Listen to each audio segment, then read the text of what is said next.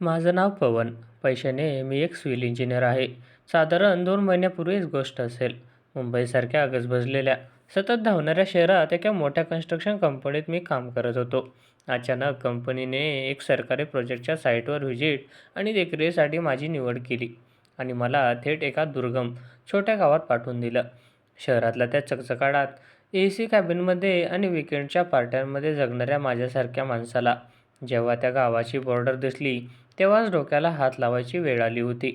सगळीकडे शांतता, मोबाईलला जेमतेम मिळणारे नेटवर्क आणि संध्याकाळी 7 वाजता सामसूम होणारे रस्ते. मला सुरुवातीला वाटलं की ते 2 महिने काढणं म्हणजे माझ्यासाठी एक शिक्षाच आहे. राहण्यासाठी कंपनी गावातल्या एका जुन्या पण बऱ्याचपैकी सुबक अशा गेस्ट हाऊसमध्ये माझी सोय केली होती. खोली छान होती, पण तिथे जेवणाची कोणतीही सोय नव्हती. गेस्ट हाऊसच्या केअरटेकरने मला सांगितलं, "साहेब, जेवणाची काळजी करू नका. आपल्या गेस्ट हाऊसच्या त्यांच्या अगदी खालच्या मजल्यावर एक छोटीशी मेस आहे. घरगुती आणि उत्तम जेवण मिळतं तिथे. गावातले बाकीचे लोकही तिथे जेवायला जातात." मलाही हॉटेलच्या मसालेदार जेवणाचा कंटाळा आला होता. त्यामुळे घरगुती मेसचं नाव ऐकून थोडासा दिलासा मिळाला. ते मेसची मालकीण, तिथे स्वयंपाक करणारी आणि ग्राहकांना वाढण्यापासून ते भांडी घासण्यापर्यंत सगळं काही एकटीच्या जीवावर सांभाळणारी एक कष्टाळू स्त्री होती. तिचं नाव राधा. माझ्या गावातला पहिलाच दिवस होता. सकाळी साईटवर जाण्याची घाई असल्यामुळे मी 8च्या सुमारास तयार झालो आणि गेस्ट हाऊसच्या पायऱ्या उतरून खालच्या मेसमध्ये गेलो. मेसचं दार लाकडी आणि साधं होतं. मी जसं आत पाऊल टाकलं तसं बाहेरच्या गारठ्याला छेद देणारा एक सुखद, ओळखीचा सुगंध माझ्या नाकात रेंगाळला. तो सुगंध एखाद्या मोठ्या हॉटेलमधल्या शेफच्या डिशचा नव्हता, तर आपल्या घरात आई आणि आजी जेव्हा सकाळी चुलीवर किंवा गॅसवर ताजं जेवण बनवते, तसा तो सात्विक सुगंध होता. पोळ्यांच्या खमंग वास आणि डाळीच्या फोडणीचा सुवास हवेत तरंगत होता. मी आतल्या बाकड्यावर बसणार तितक्या स्वयंपाकघराचा पडदा बाजूला सारून ती बाहेर आली. तीच ती राधा. अंगावर पांढऱ्या आणि निळ्या रंगाची एक साधी सुती साडी नेसलेली. कामाचा प्रचंड व्याप असल्यामुळे तिने साडीचा पदर कमरेला अगदी व्यवस्थित आणि घट्ट खोचलेला होता. तिच्या कपाळावर घामाचे लहान लहान थेंब चमकत होते, जे तिच्या कष्टाची साक्ष देत होते. तिचे डोळे मोठे, काळभोर आणि पाणीपार होते, पण त्या डोळ्यांच्या खडांखाली एक अनामिक थकवा स्पष्ट जाणवत होता. असं असूनही समोर एक नवीन ग्राहक, एक अनोळखी माणूस उभा राहून हे पाहून तिच्या थकलेल्या चेहऱ्यावर एक अत्यंत सौम्य, सात्विक आणि आश्वासक असं हास्य उमटलं. त्या हास्यात कोणताही व्यावसायिक कृत्रिमपणा नव्हता, तर एक अत्यग होतं. "काय घेणार आहेस बाबा सकाळी सकाळी?" तिने अगदी सहज आणि आपुलकीने मला विचारलं. तिच्या आवाजात एक वेगळीच कष्ट करण्याचा कोरडेपणा आणि एक माऊलीची माया एकत्र जाणवत. शहरातल्या हॉटेल्समध्ये "sir, what would like you have" असं ऐकण्याची सवय असलेलं मला तिने वापरलेला तो बाबा शब्द थेट माझ्या काळजाला भिडला. मी थोडं सावरून म्हणालो, "मला 2 सोलापुरी भाकरी, थोडी डाळ आणि एखादी सुकी भाजी मिळेल का?" "हो, नक्की मिळेल की. आत्ताच ताजं केलंय सगळं. तू बस त्या कोपऱ्यातल्या टेबलावर. मी आणते, घेऊन येते." असं म्हणून ती चपळाईने पुन्हा स्वयंपाकघराच्या आत निघून गेली. मी मेसच्या एका कोपऱ्यात असलेल्या जुन्या लाकडी टेबलावर जाऊन बसलो आणि आजूबाजूचा परिसर निहाळू लागलो. मेस छोटी होती, पण कमालीची स्वच्छ होती. तिथे ठेवलेली टेबल आणि बाकडी जुनी असूनही त्यावर कुठेही धूळ किंवा तेलकटपणा नव्हता. माझी नजर नकळत स्वयंपाकघराच्या उघड्या दरवाजातून आत गेली. राधा तिथे लोखंडी तव्यावर हाताने भाकरी थापत होती. तिचा तो वेग, तिची ती एकाग्रता बघण्यासाठी होती. ती साधारण 29 वर्षाची असेल. तिच्या शरीरावर रोजच्या कठोर मेहनतीची छाप स्पष्ट दिसत होती. तरीही तिच्या प्रत्येक हालचालीत एक प्रकारचा लय होती. एक नैसर्गिक साधेपणा होता जो मनाला आकर्षित करत होता. काही मिनिटातच ती हातात एक पितळी ताट घेऊन बाहेर आली. ताटात गरमागरम वाफळलेली ज्वारीची भाकरी, पिठलं, कांदा आणि लसूणची चटणी होती. तिने ते ताट अत्यंत आदराने माझ्यासमोर टेबलावर ठेवलं. ताट ठेवताना तिच्या हातांची बोटं चुकून माझ्या हाताला अगदी हलकीशी स्पर्शून गेली. तो स्पर्श केवळ 1 सेकंदाचा होता, पण त्या क्षणात माझ्या शरीरात एक वेगळीच ऊब निर्माण झाली. शहरातल्या धावपळीत पैशाच्या मागे धावताना जे मानवी कुटुंब सुख मी विसरलो होतो, त्या सुखाची एक अस्पष्ट जाणीव त्या स्पर्शाने करून दिली होती. "धन्यवाद," मी ताटाकडे बघत म्हणालो. ती गालातल्या गालात हसली आणि म्हणाली, "धन्यवाद कसला, मानतोस बाबा. खाऊन बघ आधी. शहरातल्या लोकांना आमच्या गावची चव आवडेल की नाही देव जाणे. गरम आहे, सावकाश खा." तिचे ते शब्द ऐकून माझ्या मनावरचा सगळा परकेपणा कुठले कुठे पळून गेला. मी जेवायला सुरुवात केली आणि खरंच त्या अन्नात एक वेगळी जादू होती. त्या पहिल्या बाईने दिवसापासून माझं संपूर्ण वेळापत्रक आणि जगण्याचा दृष्टिकोनच बदलून गेला. आधी साईटवर कधी खोलीवर पळतोय असं होणारं मला, आता कामावरून परतताना एक वेगळीच ओढ जाणवू लागली. एक सकाळी 9 वाजता कामावर जाण्यापूर्वी मेसमध्ये येणे आणि रात्री 8-8:30 वाजता काम संपवून परत आल्यावर जेवायला येणे, हा माझ्या दिनचर्याचा जणू मुख्य भाग बनला होता. सुरुवातीला मी फक्त जेवणाची ऑर्डर द्यायचो आणि गुपचूप जेवून घेऊन जायचो. पण हळूहळू तिच्या हाताच्या चवीने आणि तिच्या साध्या स्वभावाने माझ्या मनातलं अंतर कमी केलं. मी तिच्याशी स्वतःहून बोलायला सुरुवात केली. एकदा रात्रीच्या वेळी मेसमध्ये फारशी गर्दी नव्हती. मी जेवत असताना राधा जवळच उभ्या असलेल्या एका काउंटरपाशी काहीतरी हिशोब करत होती. मी कौतुकाने म्हणालो, "राधा, आज या शेपूच्या भाजीत तू काय वेगळं टाकलं आहेस रे? मला खरंच सांगतो, एवढी अप्रतिम चव मी मुंबईतल्या मोठ्या हॉटेल्समध्ये ₹1000 खर्च करूनही कधी चाखली नाही. अगदी अप्रतिम." माझं हे बोलणं ऐकून तिने हिशोबाची वही बाजूला ठेवली. तिने लाजून आपली मान खाली घातली. पण तिच्या ओठांवरचा आनंद लपत नव्हता. ती म्हणाली, "अहो पवन बाबू, तुम्ही खूप मोठे इंजिनियर आहात. तुम्ही कौतुक करताय म्हणून बरं वाटतंय. नाहीतर साधीच भाजी आहे ती. आमच्यासारख्या गरिबांच्या जेवणाची चव तुमच्यासारख्या शहरातल्या माणसाला आवडते, हेच माझ्यासाठी खूप मोठं बक्षीस आहे." "छे रे राधा, चव गरिबाची किंवा श्रीमंताची नसते. ती बनवणाऱ्याच्या मनावर अवलंबून असते. खरं सांगतो, इथे या गावात आल्यापासून मला सुरुवातीला इतका एकटेपणा जाणवत होता, की कधी हा प्रोजेक्ट संपतोय आणि मी पळतोय असं झालं होतं. पण तुझ्या या मेसमध्ये आल्यावर आणि तुझ्या हाताचं जेवण जेवल्यावर मला कधीच एकटं वाटलं नाही. उलट एक घरची माया मिळते इथे." मी अत्यंत प्रामाणिकपणे माझ्या भावनातील भावना तिच्यासमोर बोलून दाखवली. माझं हे वाक्य ऐकल्यावर राधा शांत झाली. तिने क्षणभर तिचे ते मोठे पाणीदार डोळे माझ्या डोळ्यांमध्ये स्थिर केले. तिच्या त्या नजरेत एक हलकीशी सहानुभूती, आदर आणि कदाचित माझ्या एकटेपणाची जाणीव उमटली. तिला चकून कळलं की हा तरुण शहरातून जरी आला असला, तरी याच्या मनात कोणताही गर्व नाही. तिथूनच आमच्या नात्याचा हा पहिला भाग एका सुंदर वळणावर येऊन ठपला होता. तिचे दोन अनोळखी मन एकमेकांच्या भावना समजून घेऊ लागली होती. त्या दिवसांच्या संवादानंतर आमच्यातली अनौपचारिक भीत पूर्णपणे गळून पडली होती. आता मी मेसमध्ये केवळ एक ग्राहक म्हणून जात नव्हतो, तर राधाशी 4 शब्द बोलायला मिळतील या आशेने जायचो. दुसऱ्या आठवड्यात आमचे संवाद खूप वाढले. साईटवर दिवसभर काम झालं. सिमेंट, स्टील काय गणित असतात, इंजिनिअरिंगचं म्हणजे नक्की काय, हे मी तिला अगदी सोप्या भाषेत सांगायचो. ती त्या लाकडी बाकडावर बसून गालावर हात ठेवून डोळे मोठे करून खूप कुतूहलाने माझं सगळं ऐकायची. तिची ती ऐकण्याची पद्धत इतकी प्रामाणिक असायची की मलाही बोलताना एक वेगळा स्वरूप द्यायचा. एक दिवस दुपारी मेस रिकामी असताना ती लाजत-लाजत म्हणाली, "पवन बाबू, तुम्ही इंजिनियर लोकं किती हुशार असतात ना हो. केवढ्या मोठ्या गोष्टी माहिती असतात तुम्हाला. मला तर यातलं काहीच समजत नाही. मी तर फक्त गावातल्या शाळेत 4थी शिकले आहे." त्यानंतर घरच्या परिस्थितीमुळे शाळा सुटली ती कायमचीच. मी तिच्याकडे बघत हसलो आणि म्हणालो, "राधा, हुशारी ही फक्त पुस्तकात किंवा मोठ्या शाळांमध्ये किंवा पदव्यांमध्ये नसते गं. तुझ्या हिमतीने, ज्या स्वभावाने हे सगळं घर आणि मेस एकटी सांभाळतेस ना, ती हुशारी पुस्तकी ज्ञानापेक्षा खूप मोठी आहे. माझ्यासारख्या मोठ्या डिग्रीवाल्यांनाही संकटात कसं उभं राहायचं हे कदाचित तुझ्याकडून शिकावं लागेल." माझे हे शब्द ऐकून तिच्या चेहऱ्यावर एक वेगळाच आत्मविश्वास आणि सुखद अभिमान उमटला. आजपर्यंत तिला गावात फक्त मेसवाली म्हणून ओळखलं गेलं होतं, पण तिच्या कष्टाचा असा आदर कोणीतरी करेल हे तिने कधीच विचार केला नव्हता.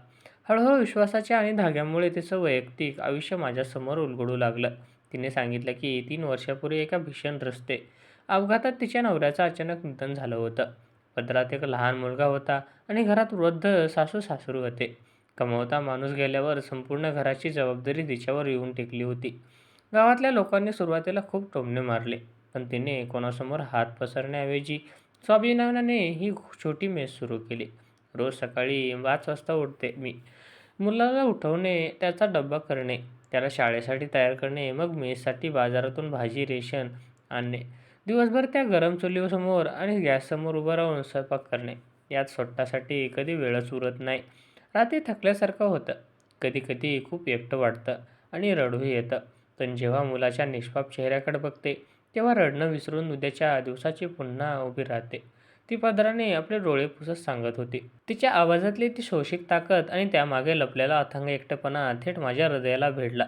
मला जाणवलं की मी केवळ तिच्या हाताच्या जेवणाच्या प्रेमात नव्हतो, तर तिच्या या लढवे आणि प्रामाणिक स्वभावाबद्दल माझ्या मनात एक अत्यंत पवित्र आणि गहिरा आदर निर्माण झाला होता.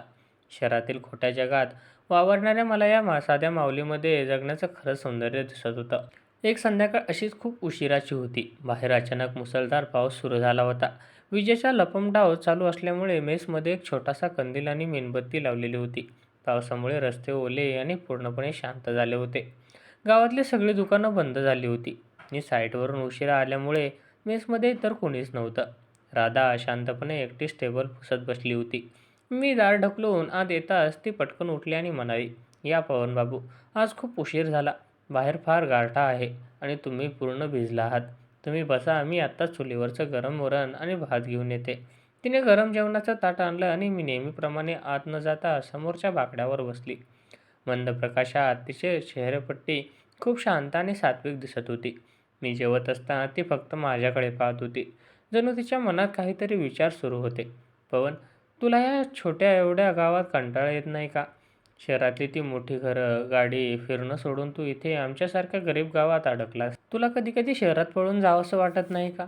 तिने अगदी हळू आवाजात विचारलं. मी माझ्या हाताचा भाताचा घास खाली ठेवला आणि तिच्या डोळ्यात डोळे टाकून म्हणालो, "सुरुवातीला खूप वाटायचं राधा. असं वाटायचं की कधी एकदा हा प्रोजेक्ट संपतोय आणि मी इथून निघून जातोय. पण आता या गेल्या काही दिवसात मला इथे कुणीतरी खूप सुंदर, हवस आणि मोलाचं मिळालं आहे. एक असा माणूस मिळाला आहे, ज्याच्याशी बोलून माझं मन शांत होतं. त्यामुळे आता खरं सांगू तर मला इथून शहरात परत जावंसं वाटत नाही." माझा रूप, माझ्या शब्दांमागची भावना समजून राधाने गाल हलकेसे गुलाबी झाले. तिने लाजून आपली नजर खाली घेतली. कंदिलाच्या मंद प्रकाशात तिचं ते लाजरं रूप खूपच निष्पाप दिसत होतं. तिने पटकन स्वतःला सावरलं आणि विषय बदलण्यासाठी म्हणाली, "माझ्या मुलाला आज शाळेत वक्तृत्व स्पर्धेत संपूर्ण तालुक्यात पहिलं बक्षीस मिळालं. खूप आनंद झाला आज मला." मी हसलो आणि म्हणालो, "अरे वा, ही तर खूप मोठी आणि आनंदाची गोष्ट आहे. मग आपल्या त्या छोट्या बालमित्राला उद्या मी स्वतःहून एक छोटं छानशी भेटवस्तू आणणंच ठरलं." "अरे नको नको पवनबाबू, कशाला उगीच खर्च करता तुम्ही. मुलाला सवय बिघडेल." ती बरोबर म्हणाली खरी, पण तिच्या डोळ्यात माझ्याबद्दलचा आदर, कौतुक आणि एक अनामिक आनंद स्पष्ट दिसत होता. त्या पावसाळी रात्री कंदिलाच्या उजेडात आमच्यातलं हे नातं शब्दांशिवाय खूप काही बोलून गेलं होतं. दिवस जसे पुढे सरकत होते, तसतशी आमच्यातली भावनिक जवळीक अधिक गडद आणि घट्ट होत चालली होती. मेसमध्ये येणं हा आता आमच्या दिवसाचा केवळ एक भाग राहिला नव्हता, तर ते माझ्या जगण्याचं मुख्य कारण बनलं होतं. सकाळी उठल्या उठल्या मला साईटवर जाण्यापेक्षा राजाचा तो हसरा चेहरा पाहण्याची ओढ जास्त असायची. दिवसभर उन्हात धुळीत काम करताना मनाच्या एका कोपऱ्यात तिचे ते साधे विचार आणि तिची काळजी रेंगाळत असायची.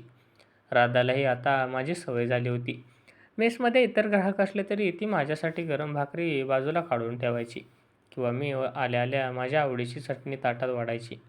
आमच्यातला हा शब्दांपेक्षा नजरेत जास्त संवाद होऊ लागला होता. एके दिवशी मी ठरवून बाजारात गेलो आणि तिच्या मुलासाठी एक छान मजबूत दप्तर, रंगाचा बॉक्स आणि काही चांगल्या गोष्टी असलेल्या गोष्टींचे पुस्तकं, एक सुंदर पेन विकत घेतलं.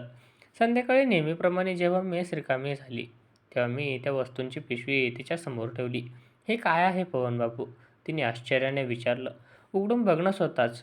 मी हसून म्हणालो. तिने पिशवीतून त्या वस्तू बाहेर काढल्या. त्या नवीन दप्तराचा आणि पुस्तकांचा सुगंध घेताना तिच्या चेहऱ्यावरचा आनंद गगनात मावेनासा झाला होता. पण अचानक तिच्या मनात संकोच निर्माण झाला. ती म्हणाली, "पवनबाबू, हे कशासाठी आणलं तुम्ही? तुम्ही खूप खर्च करताय आमच्यावर. मी एक साधी मेस चालवणारी बाई. मला हे असं कोणाकडून फुकट घेणं योग्य वाटत नाही." मी तिचा संकोच ओळखून अत्यंत मौवाजात म्हणालो, "राधा, मी हे तुझ्यासाठी नाही, तर आपल्या हुशार मुलासाठी आणलं आहे. आणि दुसरी गोष्ट, तू मला अजूनही परका समजतेस का रे? तुमच्या दोघांच्या चेहऱ्यावरचा हलकासा आनंद बघून मला जो मानसिक शांतता मिळते, ती शहरातल्या लाखो रुपयांमध्येही मिळत नाही. कृपया याला नकार देऊन मला परक करू नकोस." माझे हे प्रामाणिक शब्द ऐकून तिने आपली मान खाली घातली. तिच्या मोठ्या पाणीदार डोळ्यात कृतज्ञतेचे अश्रू तरळले, पण ओठांवर एक अत्यंत सुखावद आणि तृप्त करणारं हास्य होतं. त्या क्षणी आम्हाला दोघांनाही यातून जाणीव झाली की आमच्यात जे काही निर्माण होत आहे, ती केवळ एक साधी ओळख आणि सहानुभूती नव्हती. हे एक अशा पवित्र आणि गहिऱ्या नात्याचं रूप होतं, ज्या समाजाने अजूनही कोणतं नाव दिलं नव्हतं. पण आमच्या हे दोन्ही मनाला त्याला पूर्णपणे मूकसंमती दिली होती. एक दिवस कंपनीच्या कामामुळे मला सकाळी लवकर साईटवर जायचं होतं. मी नेहमीच्या वेळेपेक्षा 1 तास आधीच म्हणजे सकाळी 7 वाजता मेसमध्ये पोहोचलो. मेसचं मुख्य दार उघडं होतं, पण आत अजून कोणीही ग्राहक नव्हतं. राधा स्वयंपाकघरातच एकटीच चुलीवर चहा उकळत बसली होती. बाहेर सकाळचा गार वारा सुटला होता. मी हलक्या पावलांनी आत गेलो आणि स्वयंपाकघराच्या दारापाशी उभा राहून म्हणालो, "राधा, आज मला तुझ्यासोबत या चुलीवरचा गरम चहा मिळेल का?" ती दचकून वळली. सकाळ सकाळी मला तिथे पाहून तिच्या चेहऱ्यावर आधी आश्चर्य आणि मग एक सुंदर लाजेची छटा उमटली. ती पटकन साडीचा पदर नीट करत म्हणाली, "अहो पवनबाबू, तुम्ही इतक्या लवकर? या ना, बसा बाहेर बाकड्यावर. मी आत्ता चहा आणून देते." "नाही, मला आज बाहेर बसायचं नाही. मला इथेच तुझ्याजवळ या स्वयंपाकघरात थांबून चहाचा आनंद घ्यायचा आहे."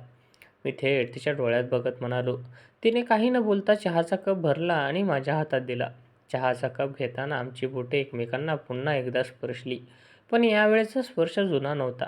यावेळी त्या स्पर्शात एक आत्मिक ओढ होती, एक हक्क होता. तिच्या हाताची हलकीशी थरथराट मला स्पष्ट सांगत होती की तिच्या शांत मनाच्या तलावातही माझ्याबद्दल खूप मोठ्या प्रेमाचा लाटा उमटत होत्या. मी चहाचा घोट घेत विचारलं, "राधा, तू रोज सकाळी 5 ते रात्री 10 अशी सतत धावपळ करतेस. कधी स्वतःचा सुखाचा विचार करतेस का गं?" तिने चुलीवरचं लाकूड नीट केलं. तिचा चेहरा त्या आगीच्याच प्रकाशाने लाल झाला होता. ती दीर्घ श्वास घेत म्हणाली, "माझा विचार करायला आता या जगात उरलंय कोण पवन? लग्न झालं, संसार सुरू झाला आणि अचानक सगळं संपलं. लोक येतात, जेवतात, मला फक्त पैशांच्या बदल्यात जेवण देणारी एक मेसवाली म्हणून बघतात आणि निघून जातात. पण तू तू या 2 महिन्यात पहिला असा माणूस आहेस, ज्याने माझ्या अस्तित्वाचा, माझ्या कष्टाचा आदर केला. मला एक माणूस म्हणून समजून घेतलं. तुझ्याशी बोलताना माझं मन इतकं हलकं होतं की दिवसभराचा सगळा थकवा कुठल्या कुठे पळून जातो." मी चहाचा कप बाजूला ठेवला आणि तिच्या जवळ जाऊन म्हणालो, "राधा, तू माझ्यासाठी केवळ एक मेसवाली नाहीस. तू खूप खास आहेस. तुझा हा साधेपणा, तुझी ही हिंमत आणि तुझी ही निष्पाप माया मला खूप भावली आहे." तिने माझ्याकडे अत्यंत भावूक होऊन कृतज्ञतेने बघितलं. त्या शांत कौटुंबिक वातावरणात आमच्या नात्याने एक नवा संवादार्ह मार्ग शोधला होता. आम्ही दोघे एकमेकांच्या एकटेपणाचे खरे भागीदार झालो होतो आणि पुढे येणाऱ्या भविष्याची सुंदर पायाभरणी इथेच होत होती. आता माझ्या प्रोजेक्टचे शेवटचे काही दिवस उरले होते. आमच्यातली भावनिक जवळीक खूप वाढली होती. पण या नात्यातील खरी दिशा मिळाली ती एका पावसाळी रविवारी. त्या दिवशी मेस पूर्णपणे बंद होती आणि राधाने मुलाला 2 दिवसांसाठी तिच्या आईकडे पाठवलं होतं.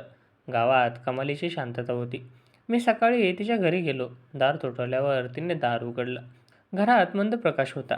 ती स्वयंपाकघरात शांत उभी होती. मी आत गेलो आणि तिच्या अगदी जवळ जाऊन उभा राहिलो. बाहेर पडणाऱ्या पावसाचा आणि आमच्या श्वासांचा आवाज खोलीत गुंजत होता. मी हळूच तिचा हात हातात घेतला. "राधा, माझे इथे थोडेसे दिवस उरलेत, पण तुला सोडून जाण्याच्या कल्पनेनेही मला भीती वाटते." मी तिच्या डोळ्यात बघत म्हणालो. तिच्या डोळ्यात अचानक अश्रू आले. "पवन, मीही याच विचाराने रोज रडते रे. मला भीती वाटते की तू शहरात निघून जाशील आणि मी पुन्हा त्याच अंधाऱ्या एकट्या आयुष्यात ढकलली जाईन. मला तुझी सवय झाली आहे रे." मी तिचा रडणारा चेहरा माझ्या दोन्ही हातात घेतला. "राधा, मी तुला कधीच एकटं सोडणार नाही. मला तुझ्याशी लग्न करायचं आहे. मला तुला आणि तुझ्या मुलाला माझ्या आयुष्याचा भाग बनवायचा आहे." माझे हे प्रामाणिक शब्द ऐकून तिच्या डोळ्यात एक अभूतपूर्व विश्वास चमकला. तिने कसलाही विचार न करता मला घट्ट मिठी मारली. त्या मिठीत 2 एकाकी आत्म्यांचं मिलन होते. मी हळूच तिच्या कपाळावर प्रेमाचं आणि हलकं चुंबन घेतलं. ती माझ्या छातीच्या डोक्यावर ठेवून शांत झाली. तिने सुखावून माझ्या पाठीवर हात फिरवला. त्या रात्री आम्ही आमच्या भविष्याचे बेत आखले. प्रोजेक्ट संपल्यावर मी पळ काढला नाही. मी माझ्या कुटुंबाला विश्वासात घेतलं आणि गावातल्या काही लोकांच्या साक्षीने आम्ही कायदेशीररित्या लग्न केलं. मी राधाला आणि तिच्या मुलाला आदराने शहरात माझ्या घरी घेऊन आलो. आज राधा माझ्या संसारात खूप आनंदी आहे. प्रेम म्हणजे केवळ शब्द नसतात, तर कठीण काळात एकमेकांचा हात धरून साथ देणं असतं, हे आम्हाला समजलं होतं.